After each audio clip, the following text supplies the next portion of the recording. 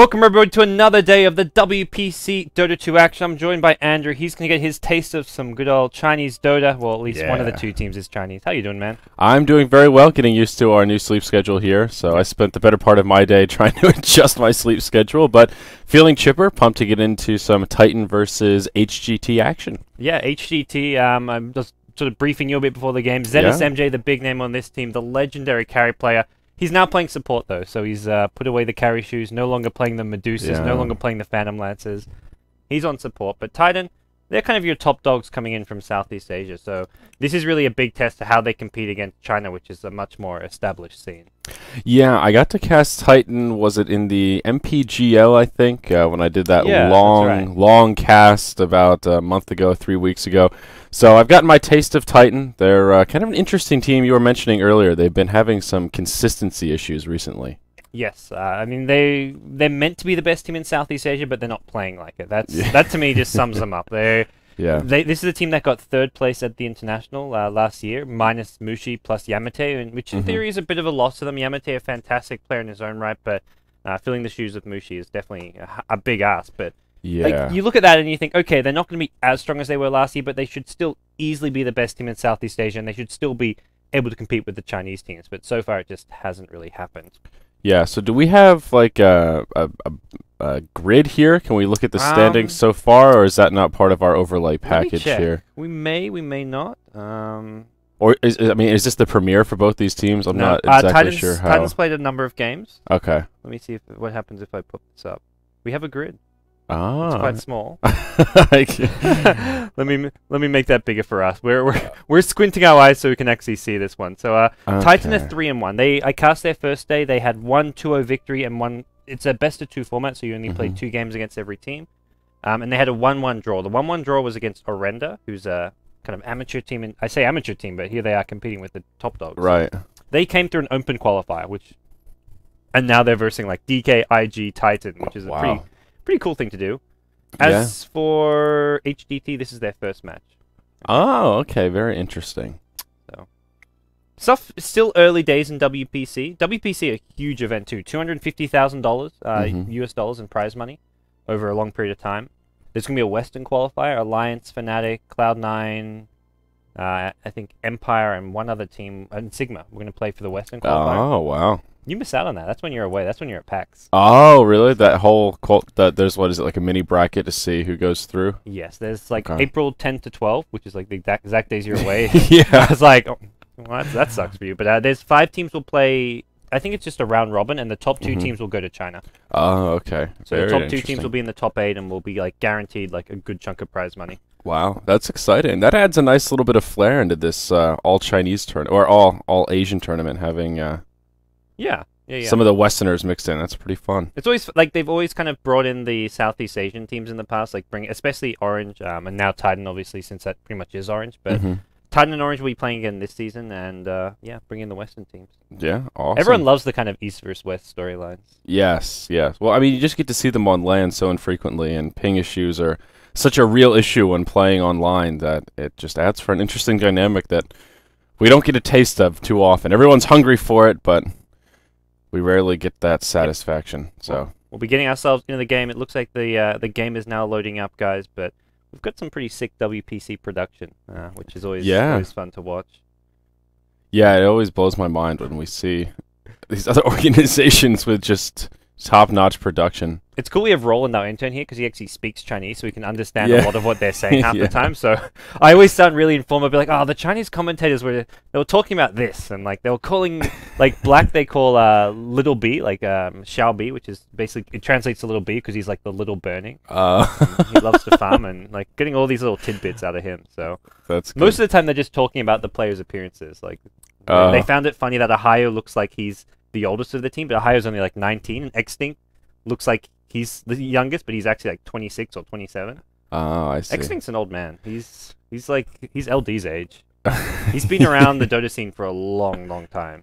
Yeah, it's interesting to see the players in their team garb. We don't get a big taste of that either in the Western scene. It's cool just to see the different jersey designs and how they carry themselves on camera in the booths and stuff. I've said this like every time. I love the Titan jerseys. I mean, you like the logo. I think the logo's really cool. I thought it was a cool logo. I don't know if, looking at it, I don't know if I would say, oh, Titan. That's not the word that comes to mind straight away, but it's a pretty cool little design. It's not meant to even look like a T, really. It's just meant to be like a little niche graphic thing that they've done. But yeah, no, I think it's one of those things where like this organization only was established 6 months ago now. But I know the guy who runs it and in charge of it. And he's in it for the long haul. He wants to make like the next big esports brand. He wants to be the next EG basically. Okay. Except obviously bigger and do things differently to EG. Yeah. That's my words, not his. He had some harsh words to say about EG. Big shoes to fill. No, he wants to be the next big esports organization, and Titan. Potentially on their way. They've got one of the top CS:GO teams, the French team, and then they've got the Dota team now as well as like Quake Live plays and stuff. So awesome, becoming a big deal.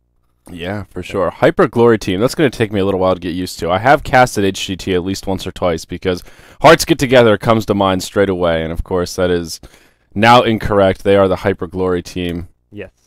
Do my best just to say HGT so that I'm right on all accounts. Yeah, that works. There was so many like good different like little puns and like spin-offs on Hearts Get Together. Like they were fighting for the glory of love, and like you could just like there was so much fun you could do with that. But now it's like Hyper Glory team. It's I don't know. Even the name has some like just negative connotations. It's like, just too much glory. Yeah. I don't like the word glory in there. Nothing but glory. Not just glory, hyper glory. Yeah, it is kind of an odd... Regular glory is not enough for them. Yeah. But everything about this team... I mean, the entire time I've seen the Chinese stream about this team, they're always showing ZSMJ. This is the only player they care about him. He has a very distinctive look. He looks very, like very dedicated, very intense. Yep. He's got a very, like, I wouldn't want to be his competitor kind of look about him. You know, like his eyes are just cutting through your soul. I can see that, yeah. Definitely someone to be feared. Yeah. And it'll be interesting to see how he puts his team together. He is the captain, so he was playing on Tong Fu for a while when he basically like, kind of retired / disappeared after the Dota 1 scene, then came back, made a comeback in Dota 2 with Tong Fu, where he did okay. He was playing support. He wasn't actually the captain for the team, but now he's the captain of this newly put together team and facing off against Titan. You'll notice some familiar draft overlays, by the way. Yeah, it looks good. Wonder where they got the idea for that one from. Yeah, but not a bad little bit of statistics though. So I guess all these players are on LAN, so we don't have any delay here. That's one of the little perks of casting WPC. I like WPC because I look at the stream chat or I say something. Yeah. I say something stupid and I'm like, I wonder what the stream chat's going to reply. Instant. It's like 20 seconds, but yeah. Well, maybe not even 20 seconds, about 15 seconds. Relatively instant compared to the 2-minute delay that I've become accustomed to. So that's that's pretty fun. So what would you say are the biggest differences in the Chinese meta versus the Western meta right now? Like first pick, first ban wise. Similarly, they Lycan and Invoker are probably the two biggest picks. The one hero which I think they prioritize a lot more is Shadow Shaman. Okay. Which is starting to pick up more in the Western scene. Yeah. But not so much. Alchemist by some teams is top priority. Looking at like Newbie, Vici Gaming, those being and even LGD, they really like Alchemist still, like as a solo mid especially. There's less of these kind of greedy Midas mid heroes. Like like Naga Siren is not really a thing. Okay. More like you don't get your Morphling and your Shadow Fiends mid as much. So there's less kind of greedy playstyle in that sense.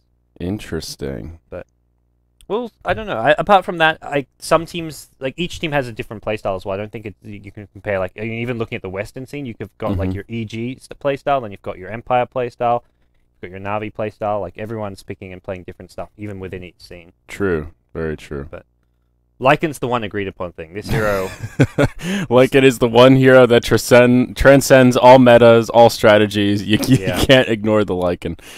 Oh man! It actually started in the Eastern scene, at least this patch, because at the start of this patch, it wasn't being picked that much by the Western teams until I think a few caught on that. Oh, the Chinese teams are picking this every game. Like, what's the deal? And they're like, oh, it's really fucking strong. Yeah. Oh wait, they're actually onto something here. Yeah. So I see Titan. They'll go ahead and first pick their Centaur. Yep. Yeah. And he's been pretty popular. Most teams have been loving the Centaur. We even saw him banned out a little bit in the Starladder America Finals. So. Or playoffs, or rather. Against Liquid like to that to me is where you can't like compare the scenes as a whole. Like a team like Liquid love their Centaur. Titan's the same thing. Ohio played Centaur in I think 3 of the 4 games on their opening day. Okay. So they really like this Centaur pick. Yeah, well, that global presence, Stampede comes in handy more often than it doesn't. The other hero they really like is the Sand King, which HGT get for themselves. And that he spends more time in the tree than anywhere else, and not making a joke to the free-to-play movie. This guy will just lurk around in trees. Like he spent, if it was a pub game, he would have gotten abandoned for how long he was not getting experience. Like he was not even exaggerating. He was just camping in trees for from like the 20-minute mark to the 40-minute mark. He spent maybe 3 to 4 minutes of that not in like hiding somewhere. Just waiting, hoping someone may walk by and take a bro strike to the face. That's I mean, once he has his blink dagger, he's like, okay, let's just hope. And he always does it like on the other side of the map. So he'll be like on the Radiant side, and he's like above the tier 2 top tower in trees, or to the right side of the bottom tier 2 tower, and just hiding in all kinds of weird, like just sneaky little spots of his. That's interesting. To me, that screams a Techies player at heart. Yeah, possibly. Wow. He definitely had that. Let's catch people by surprise kind of mentality to him. But yeah. The other thing, just to let you know, we have the Chinese stream up, so I got in the bad habit of just calling picks as I saw them, realizing that I'm kind of spoiling it for the stream. Oh, right, yeah, because we're on their stream delay, then, it's like 15, 20 seconds. Yeah, it's not bad, but still, there's... No. For a while, I was using it to make myself sound really smart, like I knew what heroes going to be picked. I'd be like, I think Titan are going to pick this hero. Oh, what do you know? Rubik. That wouldn't be a bad ban here. That's I think Titan really want to ban out a Weaver. Yeah. Definitely be the ban I would take out here. Not not too bad. No. He can be irritating, but yeah, I see they also like the Ancient Apparition, and I can't say I'm too surprised. He's another hero that's kind of transcended the metas as well. Some teams prefer him more than others, but not surprised to see him first picked here either. Yep. Alright, Rubik Enchantress and Spectre. Weaver. Yeah, predicting picks and bans it's so team-based. It feels so easy when you're watching the same teams over and over, and then you get thrown into, okay, HGT versus Titan. Oh, yeah, I casted those teams once or twice. I'm looking at these picks just kind of like, they could really go for anything here. I have absolutely no idea what's in the head of this drafter. We're all about getting you out of your comfort zone. Yeah, it's not too bad. That was me because when we started casting, we're mostly doing the Asian stuff, like Chinese tournaments and Southeast Asian tournaments. But yeah, well, we started watching and casting all Dota now, and there we go. Hyper Glory team, they go for the Morphling pick, so it is something we've seen a few teams run. Generally, like if you look towards your teams like Cloud9 as well as Team EG, they generally run it mid lane just because they feel like it takes so much to shut down a mid hero that it's worth it to create space for the rest of your team. There was a nice Arteezy interview on Team Liquid where he kind of explained the rationale behind putting Shadow Fiend, Morphling, and Naga Sirens mid. And the basic premise is that, sure, you can get slowed down and shut down, but it takes more effort to shut down a carry here in the mid lane as far as blocking, warding his camps, his neutral camps, that it creates so much space for your farmers in the side lanes. And these heroes like Morphling, Shadow Fiend, they catch up so fast that it doesn't matter if their early game isn't that good. Ah, okay. And that's really where they differ compared to a traditional hard carry. Like your anti-mage, he'll suffer in the mid-game if his Battle Fury is horribly delayed or he's constantly ganked, but there isn't that same pressure on more of a Midas carry hero because, well, one, Midas is easier to farm up, and two, they just have better flash farming skills. So it's interesting. It makes sense, though. We'll see what Titan look to do here. They're 3-1 right now. I think they're like second place we saw on the grid, but so many of those top Chinese teams haven't even like played any matches yet. Right. IG, DK, I think both yet to play any games. Ice actually streaming at the moment. He's back in Singapore for a period of time. But, okay. He'll be back. I think DK's first match is in 2 days' time. They're actually going to be facing Titan. Okay. Yeah. Since Titan go over from Malaysia, they basically cram pack all their matches into like a 1 week time span, so they don't have to be in China for like the full 2 months. Because this group stage goes for like 2 months, I think, roughly, maybe even longer than that. Okay. This whole WPC season lasts all the way up until TI. Wow, 100% lose rate with the Morphling. That's brutal. Zero. I mean, it's only 0 and 3, but still, it's the way they have that information. It's like trying to make it positive. So 100%, that he loses. It's an interesting graphic. I feel like it's hard to look at stats for a single tournament because so much depends on like the team matchups. Like if it was like a weak team versus a top team, like I don't think that reflects on Morphling. Yeah, it's a little bit useful like at the end of kind of the group stage before you go off to a playoffs or something. Then you get to see, okay, how was Morphling relative to kind of the meta in this tournament? But yeah, I think it's useful also when like all teams are on a similar skill level. Like if you look at these tournaments where they have like a round robin format where you've got like 8 of the best teams who are all like similar level, like but once you start getting like 16 teams and you have a clear top 4 to 5 and then a clear bottom 4 to 5, that's where the stats get skewed more. Yeah, you're right. Heroes that it just depends on the matchups. It can definitely skew stuff a bit. So, all right, Disruptor, the third choice for Titan to go with their Shadow Shaman and Centaur. I do really like the Disruptor Shadow Shaman pairing together because it's sort of like a Shadow Shaman Ancient Apparition. They both make up for what the other one lacks, where Disruptor has that positioning tool. He's got a nice AoE silence, kinetic field, kind of partial disables, but not quite. Then you've got Shadow Shaman there with the shackles as well as the hex, and they work well together.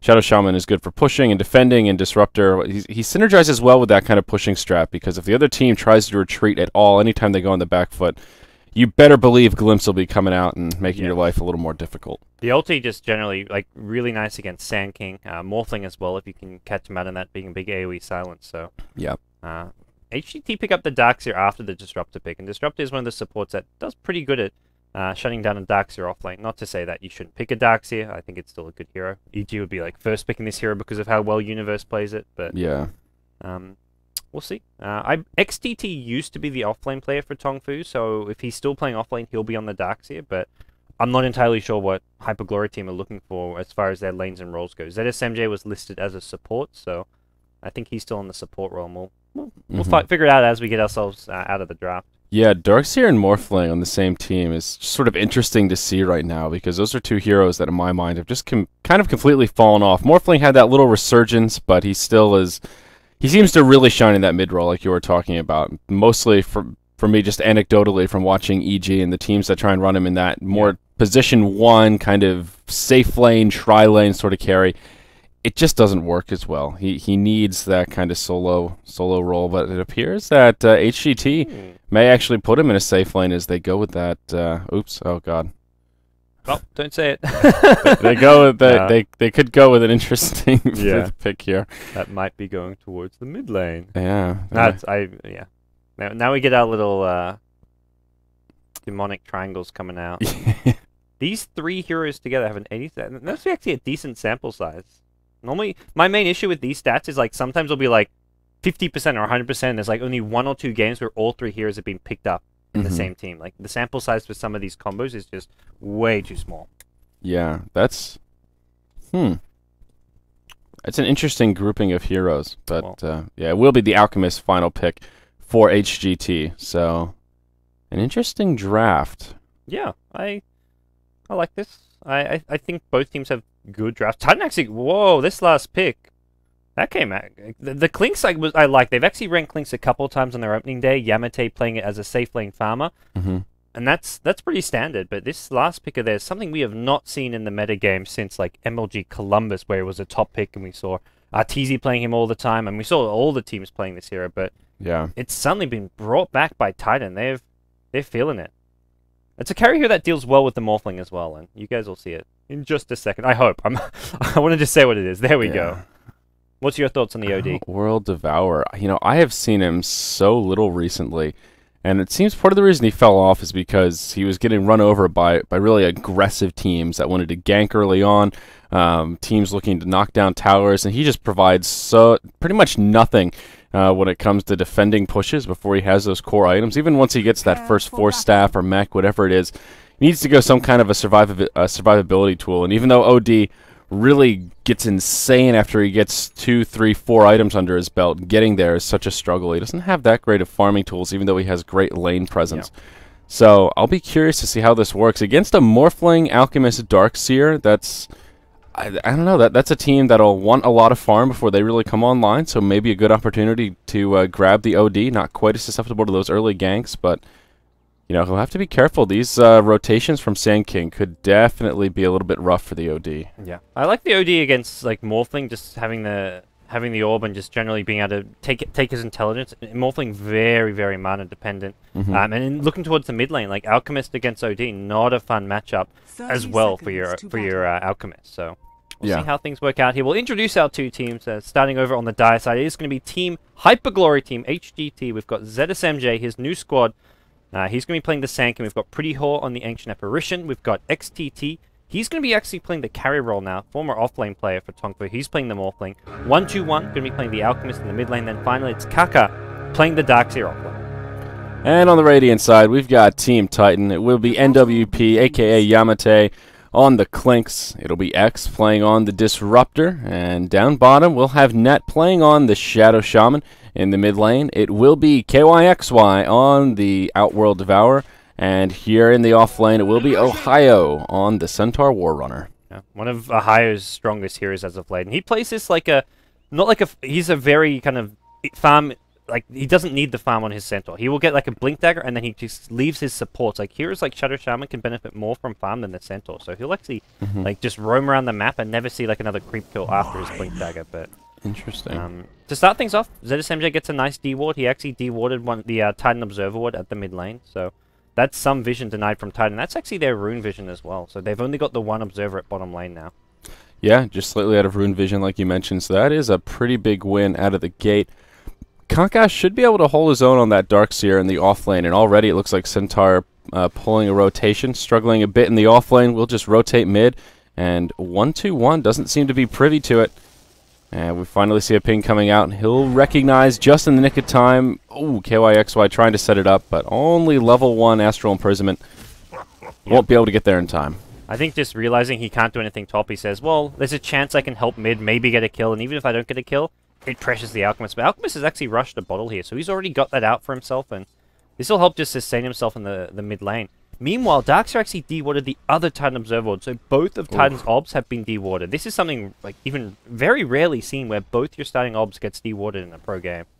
Yeah, and that is just crippling. I mean, they're completely blind on the map right now, at least right out of the gate. So luckily for OD, he'll have a Centaur kind of backing him up here in the mid lane, at least hanging out nearby in case they pull a rotation and try and gank him. So that's making up for the lack of wards right now. We see him trying to scout out the rune spawn as well at the 2-minute mark. So I like this support from Titan, but still just so unfortunate to get the game started this way. Yeah, Ohio likes to do this. He'll basically turn himself into a human observer ward, not to mention he's a smoke detector. So if you try and smoke gank mid, avoid observer wards, well, that's where the Centaur comes in. He's standing there, reveals your smoke from the high ground, and smoke gank fails. And this is just because he can't lane at all top. This Morphling tri-lane can straight up kill him no matter what. So he needs someone to just rotate into his own jungle here. He hasn't got a stout shield, he hasn't got any points in return, so it's a bit hard to jungle right now, but maybe he'll pick that up at level 2. And he seems to be leeching a little bit of experience from mid lane. Yeah, so this means Sand King will have a pretty easy time in the jungle here. Pretty Hall and the Ancient Apparition will just be stacking it up. And of course Morphling in complete free farm heaven in the lane, so XTT, he'll be off to one hell of a good start as well. Now Yamate, he's actually the last hit leader on this Clinks. And it seems to me like Titan are going to hit this kind of mid-game stride, perhaps, before this Morphling really comes online, where they can start moving around. But with this Centaur having virtually no farm out of the gate, I worry about that mid-game stride as a team, and not just the Clinks getting an early Orchid. They're possibly looking for an engagement here in mid lane. Centaur's coming in, does have a Hoof Stomp. They're going to need quite a bit of damage to bring down 1-2-1 here. They've got the Hoof Stomp to start things off. There is a Double Edge, just level 1 here. They want 1-2-1. The Double Edge should come. Here comes your first blood. KYXY gets the kill. Ohio maybe going to pay for this one with his life. He will go down, but Kaka was just half a second too late with that surge. Yep, absolutely. So first blood coming out on pretty much the worst case scenario target for HGT. It was KYXY on the OD that got that bonus gold. So he's off to the races, just about to hit level 5 as well, and now Darkseer is going to lose some of those valuable intelligence points here. And OD just, well, off to the races, I guess, the only way to say it. Yeah, he's not, his farm nowhere near the Morphling and Clinks, but he's contesting with the Alchemist, and first blood basically gets him ahead as far as net worth goes. He's actually still behind the Clinks, but small things. Well, based on CS, Alchemist is pretty far behind. 8-2 versus the 15-10 OD. Anytime he gets near the creep wave, we see him just put inside the Astral. He's using the Acid Spray pretty effectively to do constant damage to KYXY, but he's got a bottle out, and, well, he's just got plenty of sustain to deal with that small damage over time. Well, we got an instant replay of our first blood here. Actually, no, we don't. There we go. They're going to show it. We got some of these cool WPC production features, and the surge, it comes in just like half a second too late, unfortunately. Yeah. And then Centaur goes down in return. So we get back into the game here. Net was actually thinking about a flank coming in from behind here at the bottom tier 1 tower, but Kaka hiding himself, playing very defensively, and not going to get caught out. Yeah, Darkseer working on that Soul Ring, but it's sort of disappointing to see that decision-making not at the right time. It's like a noble effort from Kaka, but he really needed to be there at least a second earlier if that was going to be his plan, to port in and try and save his teammate. So it's one of those. I guess he did technically get credit for that recovery kill. No, actually, Centaur died to the Alchemist, so yeah, he didn't even get that last hit. He came from he actually came from the dire jungle. He'd abandoned the bottom lane and was in the jungle, and then like ran his way mid lane. So yeah, he didn't actually have a TP scroll. So I don't think he did anything wrong there. I think it was just the Alchemist slightly underestimating the killing power of the OD plus Centaur. Yeah, OD generally isn't that scary in the early levels before you get the first point in orb, because obviously Astral and Essence Aura are a little bit more important to get things started. So you don't think of him as a hard hitter, but once he gets some of that insta-steal, it's like pretty scary. Yeah, Kaka gets glimpsed back, and he'll surge, but Shackles are right there on point. They'll right-click him down, and Disruptor will be the one to walk away with that kill. Yeah, that's the Disruptor versus Darkseer, and this is where Darkseer is probably just going to say, well, I can't really lane bottom. If he ever gets hit by a Thunderstrike for vision, the glimpse back is always going to finish him off. Net's there waiting with a Shackles, so I don't know what the option is here as far as laning goes, but I don't think he's going to TP back bottom, but he's TPing into a trap. Ahayo's actually here with a flank here. This Centaur just roaming all over the map. Yeah. Is he going to be able to get another kill here? It looks like they're going to sandwich the Ishka Fell. There's the Hoof Stomp to start things off. Double Edge, Kinetic Field comes out. Surge ain't going to save you from that, Darkseer, and he'll fall once again. Back-to-back deaths, and this will also cost him their bottom tier 1 tower. Yeah, and this is Yamate. He's rushing an Orchid here. Has the first Oblivion Staff already. With that tower, he's up to 850 gold. He is filthy rich. He sure is. And all of a sudden, HGT, we had an even game on our hands, but now this Darkseer is, well, at least he's a hero that can make some kind of recovery in the jungle, but maybe not too easily. Sandstorm has been clearing it out a little bit. There was a huge stack at the hard camp, and that disappeared. I saw that there, and it's no longer there. So. Yeah, I have to imagine that was the work of ZSMJ. Yeah. So I don't know what this Darkseer does at this point. He just can't contest. He's only level 5, and, well, they're going to try and pressure the top tier 1 tower.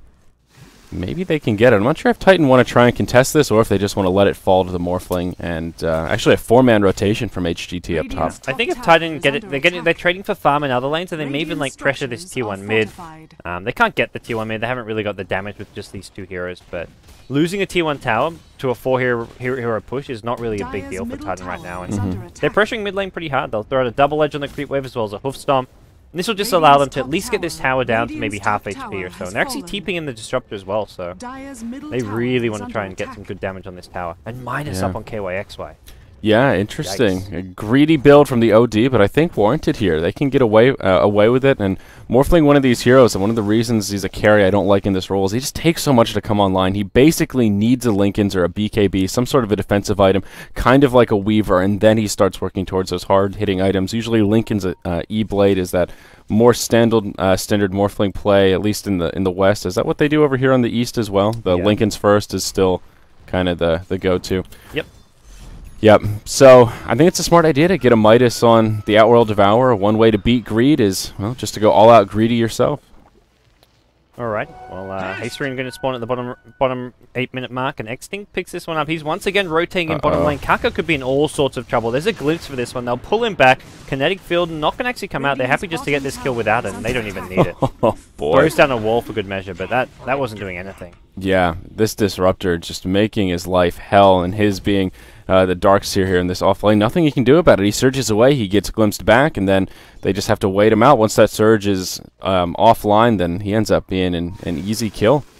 Titan are just crushing right now. They're winning 2 lanes heavily, and the center in the offlane, to me, he's had a huge impact. Even if he's lost his tower, he died to get the first blood at mid lane, but he got the first blood for his team. He helped set up another kill at bottom lane. He's level 5 already, so he's almost got Stampede online as well, so I actually really like the way Ahayo's played this game as Centaur.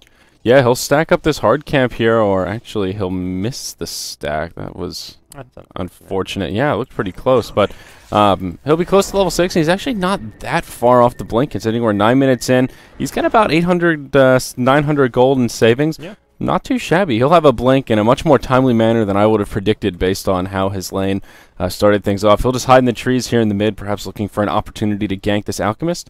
But won't be quite so easy now that that Chemical Rage is online, as well as the Phase Boots. Not the easiest target to pick off here at the 10-minute mark. Yeah, and I feel like even this Centaur Blink coming around the 13 to 15-minute mark is perfectly fine. That'll fit Titan pretty well, actually, because by then Clinks will have an Orchid. So, well, he'll actually have it even sooner. But Ohio can gank and get involved even without and before the Blink Dagger. We see them smoke up with the supports towards the mid lane. It looks like they want to go on this Alchemist. One OD Astral Imprisonment. It's the dead Alchemist. And, well, is he going to move forward? This is a maxed out Astral Imprisonment. We'll give them time to get close enough. The Shackles is there from net. And this is going to be a kill on Alchemist. 1-2-1 at the mid lane. Doesn't stand a chance. They get the kill, and they've got Serpent Wards to push down this T1 tower with now as well.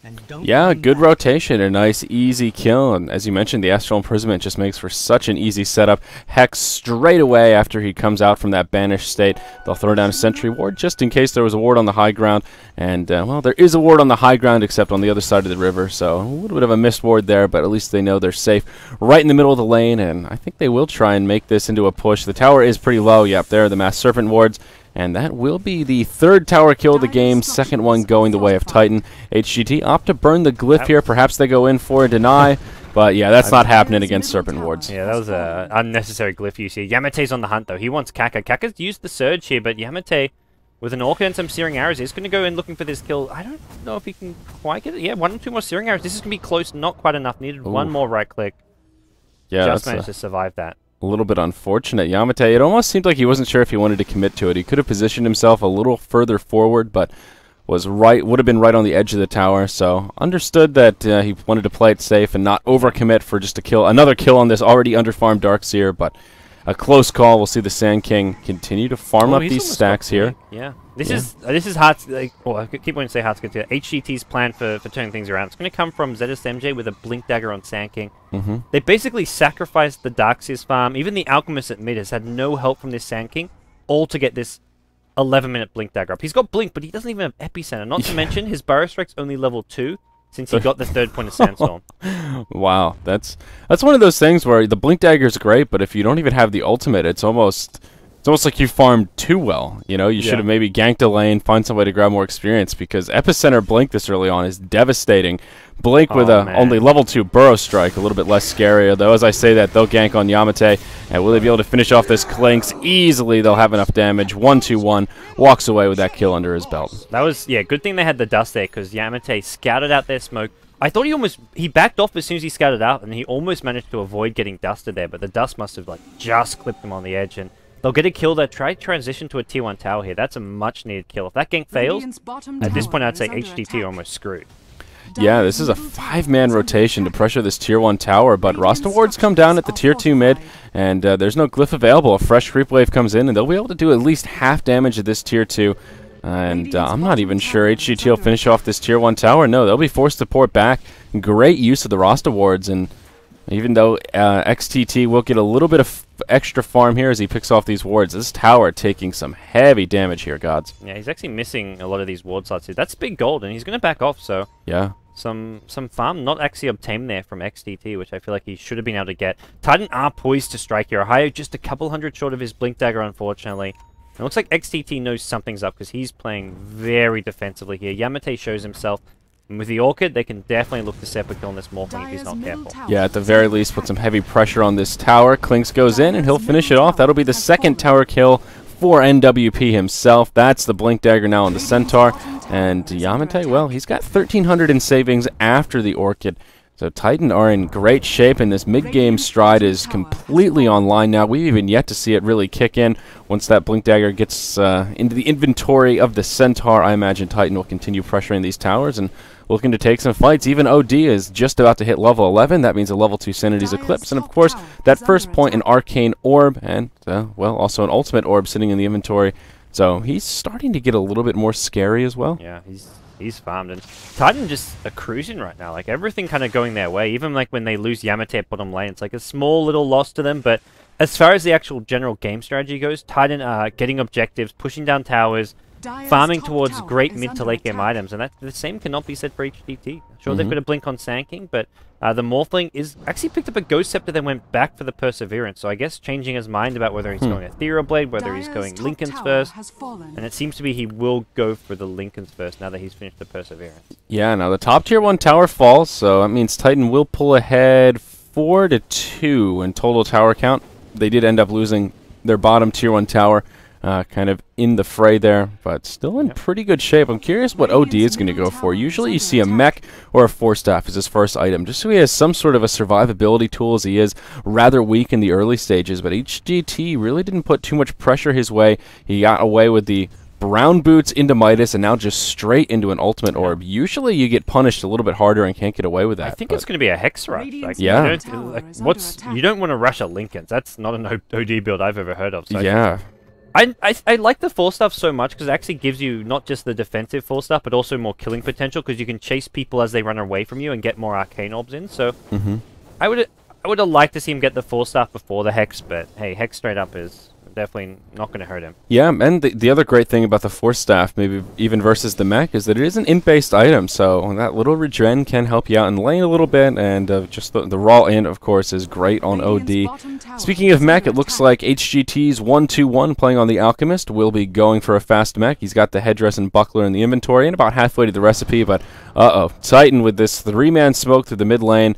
They are hungry for blood gods, and they very well may find it up here in the top lane. Oh, this Morphling has to be so careful. If he pokes it even just his nose out here, he's going to get caught out. And there's not just a blink on Centaur, there's a blink on Shadow Shaman, as well as the makings of what looks to be a Force Staff or maybe a Yule Scepter with a Staff of Wizardry. This is just a very, very rich Titan team. And Net, oh, he's getting close here. He's going to spot the Morphling, sees him, doesn't get the Hex off. Stampede was even used, but XTT managed to get himself back into the trees. Serpent Wards will go down though, and Titan, they'll get themselves a tier 2 tower by the looks of things. Yeah, good reaction time from the Morphling, and unfortunately probably won't be enough to keep this tower alive. Alchemist with a double damage rune. They may be looking to take a fight here. Ion Shell out. Like, Sand King's actually gone 3-3-0 right now. Which wow. I guess he really wanted that extra point in Burrow Strike, but he needs to get this epicenter. I imagine he gets it now. Yeah. Well, they will stop the tower from dying, which is more than I thought they'd be able to do here. But Titan not eager to take a fight. Maybe they even think the Sand King does have Epicenter online. He did now hit level 7, so we'll go ahead and grab it. Interesting Sand King build. I just wonder if that third point in Sandstorm is really worth it. Like, yeah, you get to farm the jungle faster, but he had this early blink and wasn't really able to make use of it because he didn't have Burrow Strike at a high enough level or Epicenter. Yeah, no, it does get that blink dagger a bit faster. Like, he wouldn't have actually had the blink as fast as he did, but once you get the blink, all you're using it for is blink stun, not blink epicenter. And we've seen the blink actually, they wouldn't have killed the Clinks without the blink at bottom lane. That first smoke they did with blink dagger, it was very important they had it. So in that sense, they needed the blink stun more than the blink epicenter, at least early game. Now that pushes are coming, they need the blink epicenter, and they got it, even if it was a little slow. Yeah, well, that's true. There will be a smoke here from HGT, but unfortunately for them, Titan will read it, and they'll all just port back to the other side of the map. So this will be a failed smoke gank from HGT, and actually a 4-man smoke as well. A lot of time wasted. And Titan will just retreat to their jungle and continue farming up here. A Cloak now out on the Centaur. Disruptor did actually complete his Force Staff. Clink's working towards a BKB with that Ogre Club. And it looks like Net will be grabbing a Force Staff as well on the Shadow Shaman. So a lot of positioning tools coming out for Titan. 2 Force Staffs and 2 Blinks already on the field. And a completed Hex for OD. 18-minute Hex for KYXY. On brown boots, no less. That is a risky OD build, but I mean, he's 1-0-1 with a 111 CS, so I mean, he wasn't punished. I mean, if you can get away with it, an 18-minute Hex is great. Yeah, he's got a lot of solo killing potential. He does see XCT at top lane, who's not quite finished his Linken Sphere, so he is gankable, but ZSMJ was actually trying to bait him with the epicenter there from the side. But yeah, this is like your Net play. This is what Net loves doing in Sand King. Just hover around, camp a lot, try use your teammates as bait, and try get a good epicenter blink, or even just a blink into a Burrow Strike. Meanwhile, Clinks is hunting down the Darkseer in his own. That was not even using the Orchid, it looks like. That's unusual. I mean, this Darkseer... Yeah, this Darkseer, he's been farming, but he's just got no items still. He's got a decent net worth, 2,500 golden savings, but he's still just on Brown Boots Soul Ring. They've got KYXY. Oh, yeah. That's a nice little gank here. They'll use everything, including an epicenter, just to make sure they get the kill. Meanwhile, Klinks has actually found out, uh-oh, 1-2-1 in trouble. Alchemist pops the mech, gonna keep himself alive a bit longer, but the double edge will finish him off. TP's in from HGT, not gonna turn that around. So it is a 1-for-1 across the map. The two mid heroes both take a spill, and I guess kind of a 2-for-1 if you count that Darkseer falling right before then. There will be a rotation from Titan down to this bottom tier 2 tower, and they'll clean it up. So that will push the tower count now 5-2 in their favor. And I think I saw a ping on Roshan. They may be considering here as they clear out this nice stacked Ancients. Looks like a triple stack, 2 Lizards, and a set of Granite Golems will go the way of Titan. Yeah, this is a decent chunk of fun. This will get Yamate probably his BKB for Klinks, so he's going to be definitely a foe to be worried about with a BKB. He can just start playing even more aggressive than he already has. I don't think they can Rosh anymore. They got way too low from killing these Ancients. Yeah, and they'll leave just a couple of health Ancients there, so it won't respawn. Smart choice, and they'll all just retreat back to safety. HGT will come in, and Alchemist will be a little bit disappointed here as he throws out an acid spray and sees only a couple of those Ancient creeps that they worked so hard to stack. And yeah, in terms of net worth, Titan are just in great shape with all those towers down. They've breached that 10,000 gold lead barrier and about a 3,000 experience lead here as well. They're 2 hard hitters, the Klinks as well as the OD. They're at the top of the chart, and even though HGT have a Morphling who's farming very well, the rest of their team is struggling quite a bit in terms of net worth. Even the Sand King, who's had a lot of farm priority, he's number 8 out of 10 on net worth overall, so still a little bit lackluster. No, he farms safely, but he didn't farm particularly fast. That's kind of like your jungle Sand King. Sure, it does get you that 8-9 minute blink, but beyond that, you're not getting too much. And now Titan have BKB on Klinks. Shadow Shaman gets another 4-staff for the team, so they've got the 2 4-staffs up, and Titan are going to go for a smoke as well for themselves. They're going to look to rotate through their main jungle, bring down this last outer tier 2 tower. They probably shouldn't need to use the Serpent Wards. It's already sitting on just over 200 HP, and Hearts get together. I don't think they're ready to fight and defend. Lincoln Sphere may be going to be up on Morphling, but that's just the Lincolns. There's no Ethereal Blade to go with it. Yeah, this is one of these scary scenarios where Titan are on the cusp of either just knocking down a tier 2 tower that was about to fall anyway, or could potentially break high ground here. If HGT have someone too far forward, maybe if this Alchemist gets picked off, he's the mech carrier, they drop this tower and they save the Serpent Wards. This could be scary for HGT coming up in just a few moments. They need to be very careful about how they take this fight. The tower will just fall to the wrath of Klinks. They won't even show the rest of their team. And no, Titan won't force the issue. They'll just back out. They can go Rosh here if they want to, or they may even just think, hey, let's pressure the high ground. Like taking Rosh is just kind of waste. Like they've got to wait for the Serpent Wards to probably cool down, because I think they need to use the Serpent Wards for Rosh. And if they want to pressure right now with this Hex, Treads is picked up by KOX. I mean, I feel like the Hex Rush in general, like, he hasn't even used the Hex yet. He could have just got the Treads, got the 4-staff, and then gone back for it. And there's the Ancient Apparition getting picked off by Klinks in the mid lane. His AA is actually level 8, has 4 points in the Chilling Touch, so even though he's only down for 25 seconds, this is that window of opportunity that I was talking about, where they can just plop down the Serpent Wards, force out the Glyph, and HGT should be able to hold the high ground, but that doesn't mean their tier 3 tower won't take huge damage. Down bottom, tier 2, taking some pressure from the Morphling as well as the Sand King. We see the Sand King once again trying to bait it out, hoping that KYXY will step too far forward. But OD, he's too smart for that. He'll stay behind the tower, pull the creep wave back.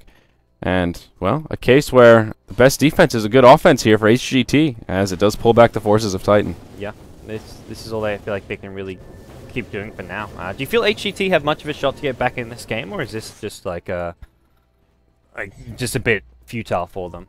It feels a little bit futile, but there's definitely still hope. With an Alchemist, I wanted to say farming away, but at level 11, only 1 point in Grievel's Greed, no Hand of Midas. His farm is really lackluster. He's at about half of what Klinks and OD are both at right now, only about 6,000 on the net worth chart, and we'll actually see NWP here get initiated on, but he'll burn the BKB. He'll just try and drop the Ancient Apparition, and he won't have enough damage for that. Just BKB TP's home, and he will survive. A little bit of a close call, but not too bad since he had to burn that first BKB charge. Anyhow, I want to think with an Alchemist, there's always room for recovery, but he's just so far behind with so few points in Grievel's Greed and no real farming tools. I worry a bit. Even if Morphling gets this E-Blade out, he's still a ways off, but will the shotgun be that devastating to Titan here? I don't know if I'm so confident. Yeah, it's all in on the Morphling to win them teamfights and do damage, it feels like. Yeah. At the same time, teamfights are pretty strong for HGT. They've got a Darkseer who actually went for a Blink Dagger plus Ghost Scepter, so he had all that gold saved up, decided to go for a Blink, so Blink initiation from Darkseer, same for your Sanking. If AA can hit a nice ulti as well, I think HGT have a good team fight, but at the same time, it's like, well, Titan also have decent team fight. They've got Stampede, they've got Static Storm, they've got Centaur with an AoE stun, they've got OD with the ultimate, the Sanity's Eclipse, so both teams have the potential to win team fights. Titan, they've got the item advantage, and that's where their team fight's just that little bit scarier. Yeah, and now Titan have a gem up in the inventory of that Shadow Shaman. We'll see them just moving around the map, clearing out wards. They do get vision control of the Roche Pit, but they don't seem particularly interested in actually moving in and pressuring that big creep. I think Titan will be well advised just to press forward and maybe even start trading these tier 2s if necessary to put some damage on these tier 3s. They're so tilted right now, and they have the Rasta wards. It seems like every time they want to press forward, HGT just start knocking on the front of their tier 2 towers, and they're pretty happy to retreat. But just as I say that, maybe they'll set up a gank down bottom here. There's the blink forward from the Shadow Shaman. Hex right away onto the Alchemist. Kinetic Field, Static Storm, and Stampede all burned just to bring down the Alchemist, but it seems like it may be worth it. Oh no, will he actually survive this? He burns the Serpent wards to finish him off as well. He's not even going to finish him off, I don't think. Oh, he wants the gem. He can easily get out of this one, but he wanted to steal the gem. He'll get the gem. He'll TP out. And Titan, they're not going to get there to stop this one. What a disaster. Oh boy, that fight got turned around quickly. It was actually the Sanking's gem. Sanking lost it, got picked up by Shadow Shaman, I believe, then got recovered by the Alchemist. Actually, no, that's Net's gem. I think they traded gems. Oh yeah, looks like it. Actually, what happened to Sanking's gem? I'm not sure. Where did it go? Is there one in the well? They're both gems. HGT recovered both gems, so nicely played. Yeah.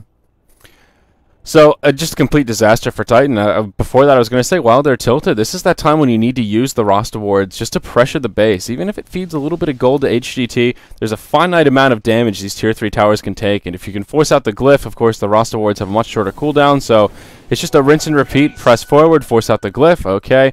Wait for the Rasta wards and then kind of do crippling damage, and by then you should be able to just about finish one of them off. We'll see the Clinks get scouted out by Sand King here. He gets Burrow struck. Ancient Apparition ult will not be on the mark, and Clinks will just finish off the replicate here and continue moving about the jungle. He has a haste rune on. Maybe he can pick up a kill here as he moves forward, finds the Ancient Apparition, and Pretty Ha in big trouble. BKB comes out. Meanwhile, Static Storm, that looks like he'll kill off the Morphling here. Morphling getting caught out. Didn't have the strength morph up, and unfortunately can't start casting it once he's silent. So. Yeah, and that Ghost Scepter kind of a double-edged sword right there. It kept him alive from the right clicks, but that Static Storm took him down pretty darn quick. Yeah. So HGT, they do a nice job of cutting around the Clinks, but the Morphling getting caught out there was a bit unfortunate for them. And now I think Titan will go towards the Roshan Pit. Serpent Ward's coming up in 2 seconds. Net on the high ground here. And I imagine we see these get dropped. Yeah, there we go. Into Roach they go. And HGT, they're smoking. They want to go for this one. Oh, Clinks actually scattered out the smoke. And it'll get revealed by the Centaur as well. Oh, this is such a big play right here. Ancient Apparition ult into the pit, but in comes Ohio. He connects with 2 with the Hoof Stomp. Ancient Apparition will actually finish off the Disruptor.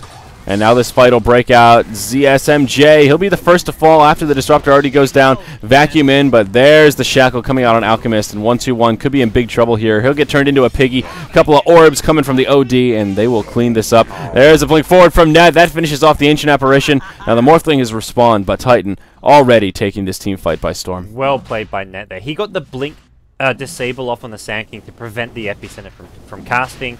He was so important in that fight to make sure that Titan didn't get caught out by the strong, scary team fight of HGT. If that Epicenter lands it with an Ice Blast, heroes will die, but Net got there just in time with the disable. Yeah.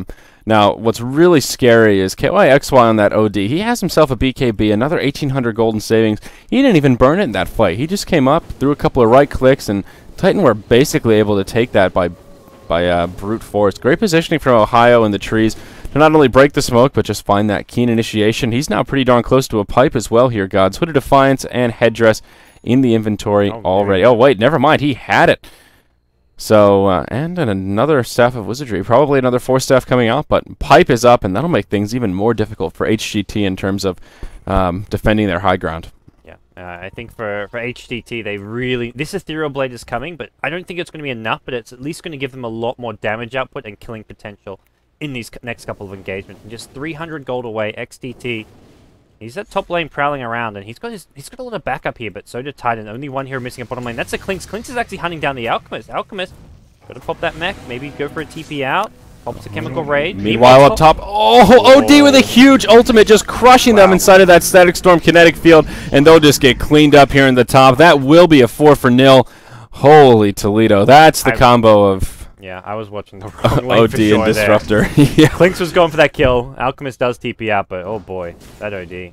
Yeah, he's just huge at this point. He's now level 18. That ultimate does a crippling amount of damage, and he's hard to bring down with a BKB and an Aegis.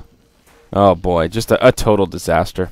Yep. Blink Hex on the high ground here. 1-2-1 now. The only survivor of that team fight because he wasn't there. He's going to go down now. And Titan just broken the high ground now. HGT, it looks like they're possibly going to lose Raxus here. Surfboards is online. Net hasn't actually dropped them now. He will finally do so.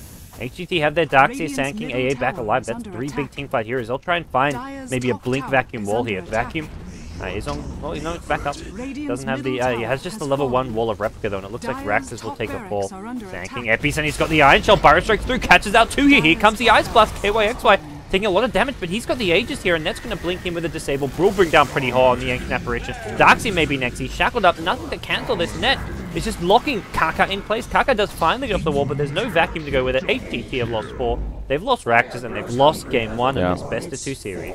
Yeah, an appropriate time to GG out. Not much they could do. Right before that fight, I was going to say, wow, this is a great time to take and engage. No Sanity's Eclipse, no Static Storm, and, well, still a bloody disaster in the end. And at that point, just way too underfarmed. 21-5 after 30 minutes of gameplay.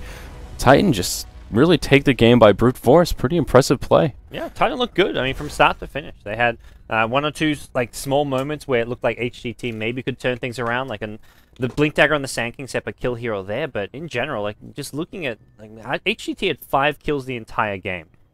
Like, that was just a very big struggle there. Morphling with just the 1 assist, Darkseer with just the 1 assist. Both those 2 heroes, very low impact. And Titan, they get the job done in game 1. Yeah, that Darkseer ended up being one of those picks that just kind of backfired on them. Titan did such a good job of recognizing that he was the weak one early on. Going for the early blink, not a bad idea, but it just made him so low impact early on. By the time he could finally start making plays with the Blink Dagger, it was kind of too light. The damage had been done. He'd already fed away just way too many kills, ending 0, 6, and 1.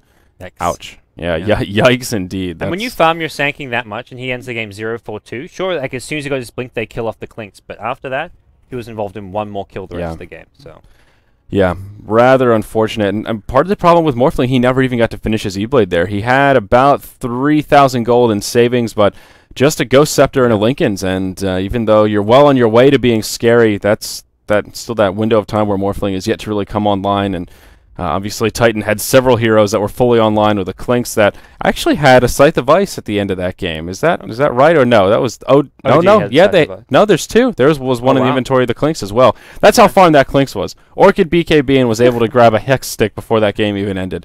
Yeah, pretty ridiculous. Alrighty, well that does it for game 1, guys. We're gonna take a quick break. When we come back, it's time for game 2 of Hearts Get Together. No, Hyperglory team up against Team Titan. Stay tuned. More WPC Dota action coming your way.